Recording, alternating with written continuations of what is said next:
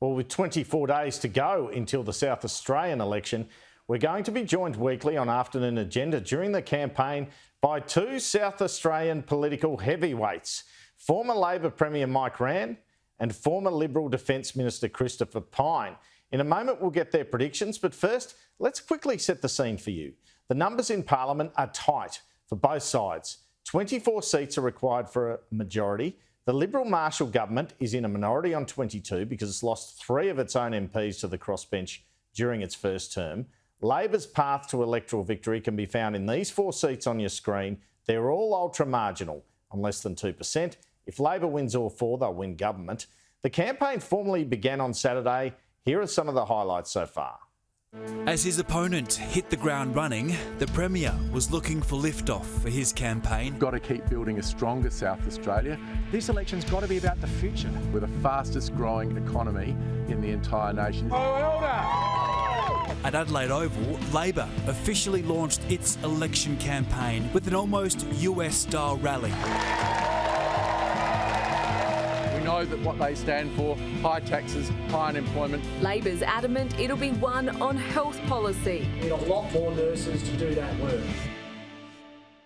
Well, let's bring in Christopher Pyne and Mike Rann, and I might start with Christopher first. Premier Marshall was polling well prior to the state border reopening in November. Might have been the right policy decision or the right thing for the state, but could it cost him an election, bringing the virus in? Well, Andrew, firstly, it's great to be joining you on Sky during the election to give these weekly updates, and it's nice to be paired with my old friend Mike Rann, who I've obviously known for a long time, too long. Look, there's no doubt that over summer, people were very toey about the opening of borders and the Omicron variant. But I think Stephen Marshall did make the right call on the borders and getting back to some normality. I've felt that in the last month, people have calmed down considerably around the COVID virus. They're not blaming Stephen Marshall or his government, and there's a general sense that what would Labor have done differently if they'd been in power?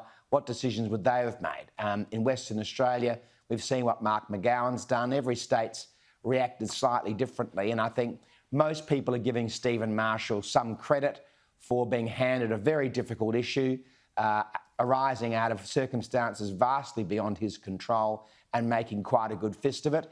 And I don't think it'll be an impact on the election outcome. I think we're probably through that process. People are still angry, but they're angry about COVID, but not angry necessarily with the Marshall government. OK, well, Mike Rann, no incumbent government across Australia has lost an election since the pandemic began. Could this one be different? Yeah, I think so. I mean, and also, can I say, it's great to be on with Christopher. Oh, I mean, the fact of the matter is that it is. It's so basically, as you say, 2% swing. Labor needs 4 to win. I mean, when I was leader of the opposition at one stage, I got a 9.5% swing. I think this, however, will be really tight.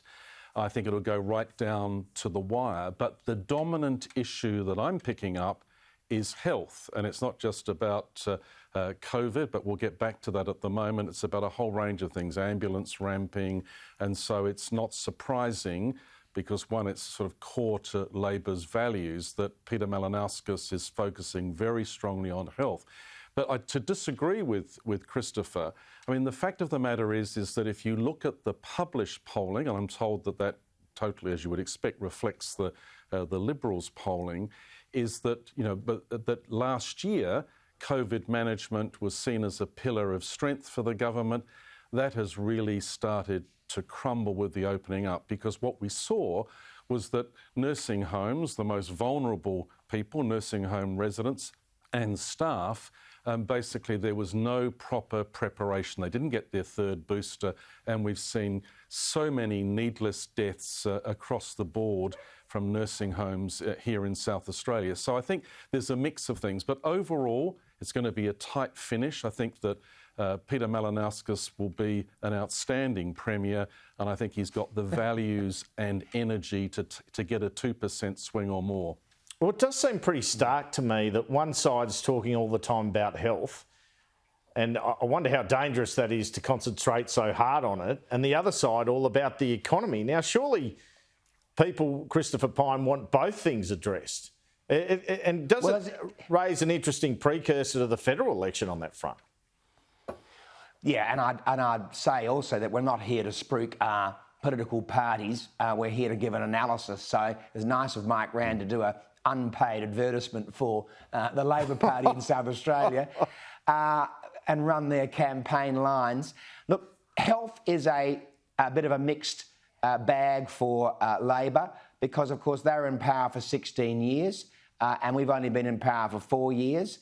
And Peter Malinauskas was the health minister who closed the repatriation hospital and made other cuts under transforming health during Jay Weatherill's government, which we're still feeling the effects of. If you want to talk about ambulance ramping, you can go back to transforming health. It was the Rann government that initiated the Royal Adelaide Hospital, and I'm glad they did. It was the Weatherill government that finished it, and a lot of the problems associated with it are Labor problems. So they can talk about health all they like.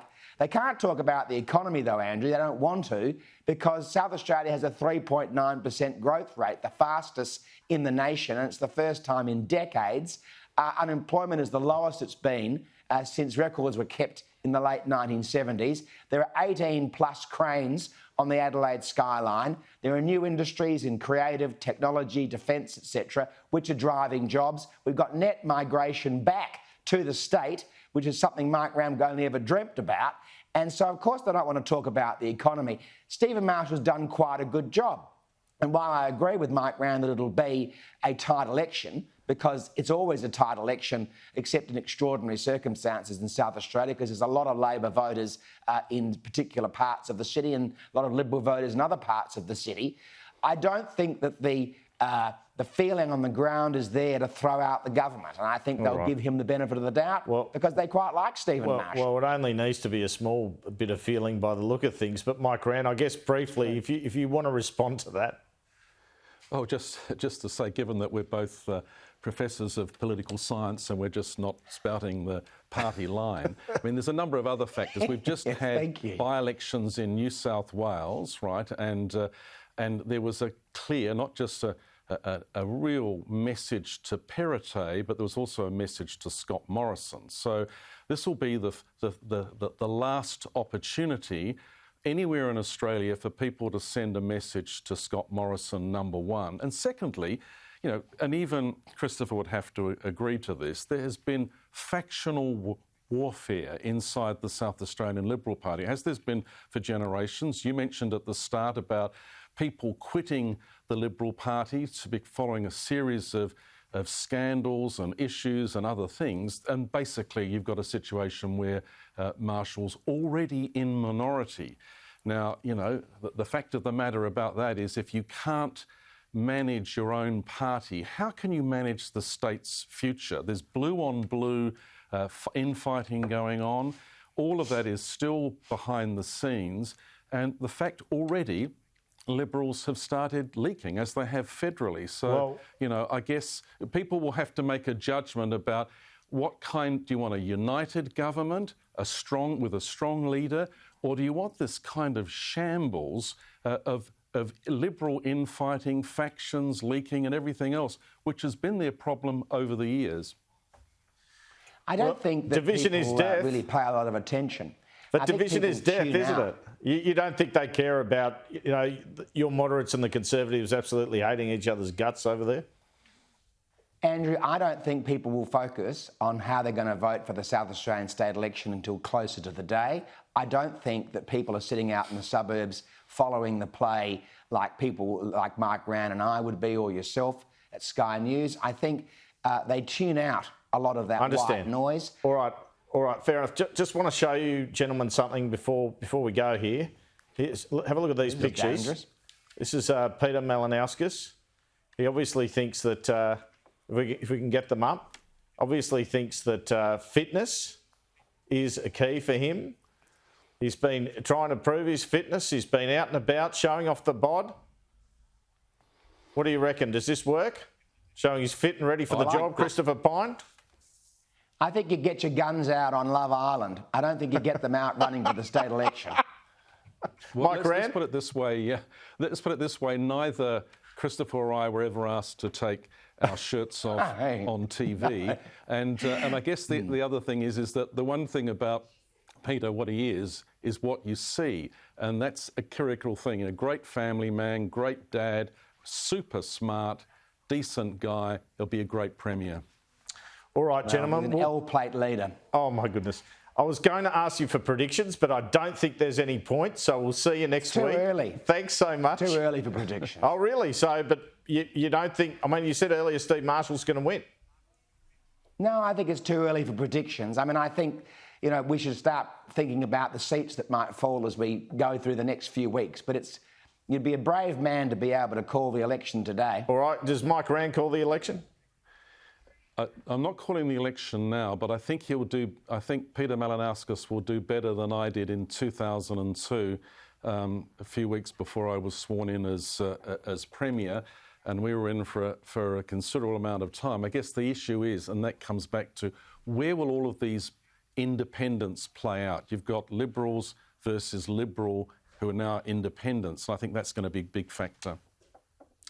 Thank you so much, gentlemen.